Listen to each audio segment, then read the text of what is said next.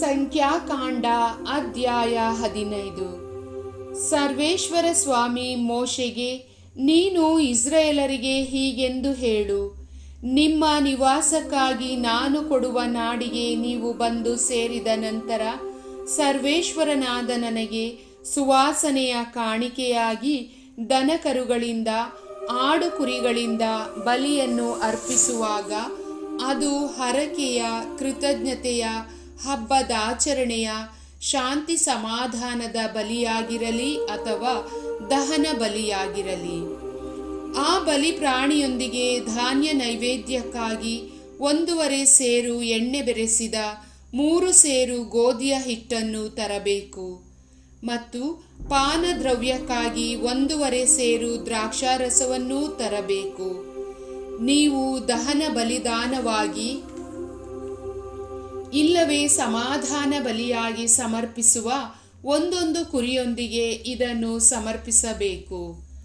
ಸರ್ವೇಶ್ವರನಾದ ನನಗೆ ಸುವಾಸನೆಯ ಕಾಣಿಕೆಯಾಗಿ ಟಗರನ್ನು ಅರ್ಪಿಸುವಾಗ ಅದರೊಂದಿಗೆ ಧಾನ್ಯ ನೈವೇದ್ಯಕ್ಕಾಗಿ 2 ಸೇರು ಎಣ್ಣೆ ಬೆರೆಸಿದ 6 ಸೇರು ಗೋಧಿಯ ಹಿಟ್ಟನ್ನು ಅರ್ಪಿಸಬೇಕು ಮತ್ತು ಪಾನದ್ರವ್ಯಕ್ಕಾಗಿ 2 ಸೇರು ದ್ರಾಕ್ಷಾರಸವನ್ನು ಸಮರ್ಪಿಸಬೇಕು.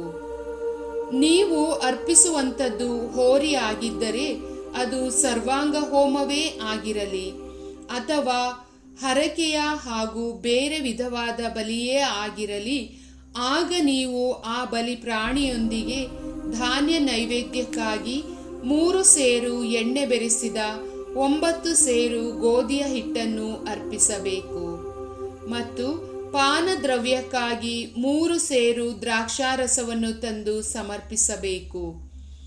ಇದು ಸರ್ವೇಶ್ವರನಾದ ನನಗೆ ಪ್ರಿಯವಾದ ಸುಗಂಧ ದಹನ ಬಲಿಯಾಗುವುದು.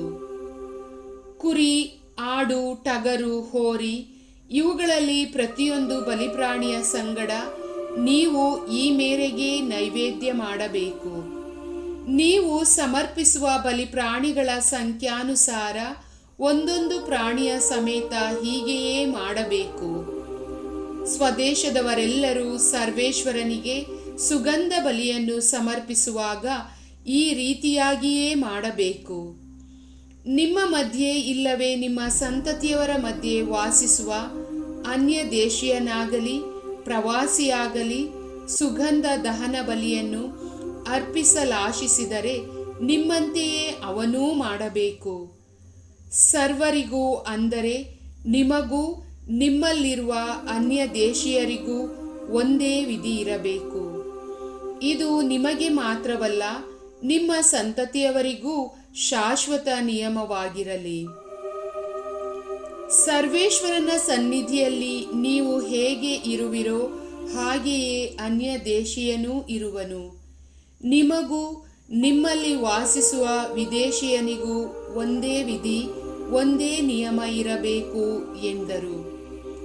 ಸರ್ವೇಶ್ವರ ಮೋಶೆಗೆ, ನೀನು ಇಸ್ರಾಯೇಲರಿಗೆ ಹೀಗೆ ಆಜ್ಞಾಪಿಸು, ನಾನು ನಿಮ್ಮನ್ನು ಕರೆದುಕೊಂಡು ಹೋಗುವ ನಾಡಿಗೆ ನೀವು ಸೇರಿದ ನಂತರ ಆ ಭೂಮಿಯ ಬೆಳೆಯನ್ನು ಅನುಭವಿಸುವಾಗ ಅದರಲ್ಲಿ ಸ್ವಲ್ಪವನ್ನು ಸರ್ವೇಶ್ವರನಿಗೆ ಮೀಸಲಾಗಿಡಬೇಕು. ನೀವು ಕಣದಲ್ಲಿ ತುಳಿಸಿದ ದವಸದಲ್ಲಿ ಕಿಂಚಿತ್ತನ್ನು ಸರ್ವೇಶ್ವರನಿಗೆಂದು ಮೀಸಲಾಗಿಡುವಂತೆಯೇ ಆ ಕಣಕದಿಂದ ಮಾಡುವ ಮೊದಲ ರೊಟ್ಟಿಯನ್ನು ಮೀಸಲಾಗಿಡಬೇಕು. ನೀವು ಹಾಗೂ ನಿಮ್ಮ ಸಂತತಿಯವರು ಹೀಗೆ ಕಣಕದಿಂದ ಮಾಡುವ ಮೊದಲನೆಯ ರೊಟ್ಟಿಯನ್ನು ಸರ್ವೇಶ್ವರನಿಗೆ ಮೀಸಲಾಗಿಡಬೇಕು ಎಂದರು. ಸರ್ವೇಶ್ವರ ಸ್ವಾಮಿ ಮೋಶೆಯ ಮುಖಾಂತರ ಕೊಟ್ಟ ಈ ಆಜ್ಞೆಗಳಲ್ಲಿ ಒಂದನ್ನು ಒಬ್ಬನು ತಿಳಿಯದೆ ಮೀರಿ ನಡೆಯಲು ಸಾಧ್ಯ. ಅಂತೆಯೇ ಮುಂಬರುವ ಕಾಲದಲ್ಲಿ ಎಂದಾದರೂ ಒಂದು ಸಭೆ ಇರುವಲ್ಲಿ ಒಂದನ್ನು ಮೀರಿ ದೋಷಿಯಾಗಲು ಸಾಧ್ಯ. ಆಗ ಅವರೆಲ್ಲರೂ ಒಟ್ಟಿಗೆ ಸೇರಿ ಸರ್ವೇಶ್ವರನಿಗೆ ಸುಗಂಧ ಕಾಣಿಕೆಯಾಗಿ ಹಾಗೂ ದಹನ ಬಲಿಯಾಗಿ ಒಂದು ಹೋರಿಯನ್ನು ಅರ್ಪಿಸಬೇಕು. ನೈವೇದ್ಯವಾಗಿ ನಿಯಮಿತ ಧಾನ್ಯ ದ್ರವ್ಯಗಳನ್ನು ಹಾಗೂ ಪಾನದ್ರವ್ಯಗಳನ್ನು ಅರ್ಪಿಸಬೇಕು. ಅಲ್ಲದೆ ದೋಷ ಪರಿಹಾರಕ ಬಲಿಯಾಗಿ ಒಂದು ಹೋತವನ್ನು ಸಮರ್ಪಿಸಬೇಕು. ಹೀಗೆ ಯಾಜಕನು ಇಸ್ರಾಯೇಲರ ಸರ್ವ ಸಮೂಹದ ಪರವಾಗಿ ದೋಷ ಪರಿಹಾರವನ್ನು ಮಾಡಿದಾಗ ಅವರಿಗೆ ಕ್ಷಮಾಪಣೆ ದೊರಕುವುದು. ಅವರು ಆ ತಪ್ಪನ್ನು ತಿಳಿಯದೇ ಮಾಡಿದ್ದರಿಂದ ಮತ್ತು ಅವರು ಅದರ ಪರಿಹಾರಕ್ಕಾಗಿ ಸರ್ವೇಶ್ವರನ ಸನ್ನಿಧಿಯಲ್ಲಿ ದಹನ ಬಲಿಯನ್ನು ದೋಷ ಪರಿಹಾರಕ ಬಲಿಯನ್ನೂ ಅರ್ಪಿಸಿದ್ದರಿಂದ ಕ್ಷಮೆ ಲಭಿಸುವುದು. ಇಸ್ರಾಯೇಲರ ಸರ್ವ ಸಭೆಯವರಿಗೂ ಅವರ ಮಧ್ಯೆ ವಾಸಿಸುವ ವಿದೇಶಿಯರಿಗೂ ಅವರೆಲ್ಲರೂ ತಿಳಿಯದೆ ಮಾಡಿದ ತಪ್ಪಿಗೆ ಕ್ಷಮೆ ಲಭಿಸುವುದು. ಯಾವನಾದರೂ ಒಬ್ಬನು ವೈಯಕ್ತಿಕವಾಗಿ ತಿಳಿಯದೆ ತಪ್ಪು ಮಾಡಿದರೆ ಅಂಥವನು ದೋಷ ಪರಿಹಾರಕ ಬಲಿಗಾಗಿ 1 ವರ್ಷದ ಆಡನ್ನು ಸಮರ್ಪಿಸಬೇಕು. ತಿಳಿಯದೆ ತಪ್ಪು ಮಾಡಿದ ಅಂಥವನ ಪರವಾಗಿ ಯಾಜಕನು ಸರ್ವೇಶ್ವರನ ಸನ್ನಿಧಿಯಲ್ಲಿ ದೋಷ ಪರಿಹಾರಕ ವಿಧಿಯನ್ನು ನೆರವೇರಿಸಿದರೆ ಅವನಿಗೆ ಕ್ಷಮೆ ದೊರಕುವುದು. ಈ ಬಗ್ಗೆ ಇಸ್ರಾಯೇಲರಲ್ಲಿರುವ ಸ್ವದೇಶಿಯರಿಗೂ ವಿದೇಶಿಯರಿಗೂ ಒಂದೇ ವಿಧಿ ಇರಬೇಕು. ಆದರೆ ಒಬ್ಬನು ಸ್ವದೇಶದವನೇ ಆಗಲಿ ವಿದೇಶದವನೇ ಆಗಲಿ ಮನಪೂರ್ವಕವಾಗಿ ಬೇಕೆಂದು ಪಾಪವನ್ನು ಮಾಡಿದರೆ ಅಂಥವನನ್ನು ಕುಲದಿಂದ ತೆಗೆದುಹಾಕಬೇಕು. ಏಕೆಂದರೆ ಅವನು ಸರ್ವೇಶ್ವರನನ್ನು ತೃಣೀಕರಿಸಿದ್ದಾನೆ. ಸರ್ವೇಶ್ವರನ ಮಾತನ್ನು ತಾತ್ಸಾರ ಮಾಡಿ ಅವರ ಆಜ್ಞೆಗಳನ್ನು ಉಲ್ಲಂಘಿಸಿದ್ದರಿಂದ ಅಂಥವನಿಗೆ ಬಹಿಷ್ಕಾರ ಹಾಕಲೇಬೇಕು. ಅವನು ತನ್ನ ಪಾಪದ ದುಷ್ಫಲವನ್ನು ಅನುಭವಿಸುವಂತಾಗಬೇಕು. ಇಸ್ರಾಯೇಲರು ಮರುಭೂಮಿಯಲ್ಲಿ ಇದ್ದಾಗ ಒಬ್ಬನು ಸಬ್ಬತ್ ದಿನದಂದು ಸೌದೆ ಕೂಡಿಸುವುದನ್ನು ಕಂಡರು. ಅವನನ್ನು ಮೋಶೆ, ಆರೋನ್ ಹಾಗೂ ಸರ್ವ ಸಮುದಾಯದ ಬಳಿಗೆ ಹಿಡಿದುಕೊಂಡು ಬಂದರು. ಅಂಥವನಿಗೆ ವಿಧಿಸಬೇಕಾದ ಶಿಕ್ಷೆಯ ಬಗ್ಗೆ ಇದುವರೆಗೂ ಯಾವ ನಿಯಮವೂ ಇರಲಿಲ್ಲ. ಆದುದರಿಂದ ಅವನನ್ನು ಕಾವಲಿನಲ್ಲಿಟ್ಟರು. ಆಗ ಸರ್ವೇಶ್ವರ ಮೋಶೆಗೆ, ಆ ಮನುಷ್ಯನಿಗೆ ಮರಣ ಶಿಕ್ಷೆಯಾಗಬೇಕು. ಜನ ಸಮೂಹದವರೆಲ್ಲರೂ ಅವನನ್ನು ಪಾಳೆಯದ ಹೊರಗೆ ಕಲ್ಲೆಸೆದು ಕೊಲ್ಲಬೇಕು ಎಂದು ಆಜ್ಞಾಪಿಸಿದರು. ಅಂತೆಯೇ ಜನ ಸಮೂಹದವರೆಲ್ಲರೂ ಆ ವ್ಯಕ್ತಿಯನ್ನು ಪಾಳೆಯದ ಹೊರಗೆ ಎಳೆದುಕೊಂಡು ಹೋಗಿ ಸರ್ವೇಶ್ವರನು ಮೋಶೆಗೆ ಆಜ್ಞಾಪಿಸಿದಂತೆ ಕಲ್ಲೆಸೆದು ಕೊಂದರು.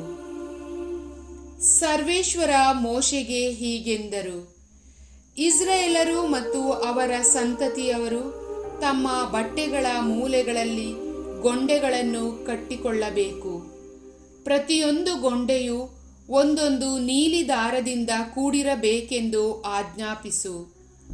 ಆ ಗೊಂಡೆಗಳ ಪ್ರಯೋಜನವಿದು: ನೀವು ಅವುಗಳನ್ನು ನೋಡುವಾಗ ಸರ್ವೇಶ್ವರನ ಆಜ್ಞೆಗಳನ್ನೆಲ್ಲ ನೆನಪಿಗೆ ತಂದುಕೊಂಡು ಅವುಗಳನ್ನು ಪಾಲಿಸಬೇಕು. ಹಿಂದೆ ನೀವು ನನಗೆ ದ್ರೋಹಿಗಳಾಗಿ ನಿಮ್ಮ ಮನಸ್ಸಿಗೆ ಬಂದಂತೆ ಕಣ್ಣಿಗೆ ತೋರಿದಂತೆ ದಾರಿ ತಪ್ಪಿ ನಡೆದಿರಿ. ಈಗ ನನ್ನ ಆಜ್ಞೆಗಳನ್ನೇ ಗಮನದಲ್ಲಿಟ್ಟು ಅವುಗಳನ್ನು ಅನುಸರಿಸಬೇಕು. ಹೀಗೆ ನಿಮ್ಮ ದೇವರಿಗೆ ಪ್ರತಿಷ್ಠಿತರಾಗಿರಬೇಕು. ನಿಮ್ಮ ದೇವರಾಗಬೇಕೆಂಬ ಉದ್ದೇಶದಿಂದಲೇ ನಿಮ್ಮನ್ನು ಈಜಿಪ್ಟ್ ದೇಶದಿಂದ ಬರಮಾಡಿದ ಸರ್ವೇಶ್ವರನಾದ ದೇವರು ನಾನೇ ನಿಮ್ಮ ದೇವರಾದ ಸರ್ವೇಶ್ವರ. ಪ್ರಭುವಿನ ವಾಕ್ಯ.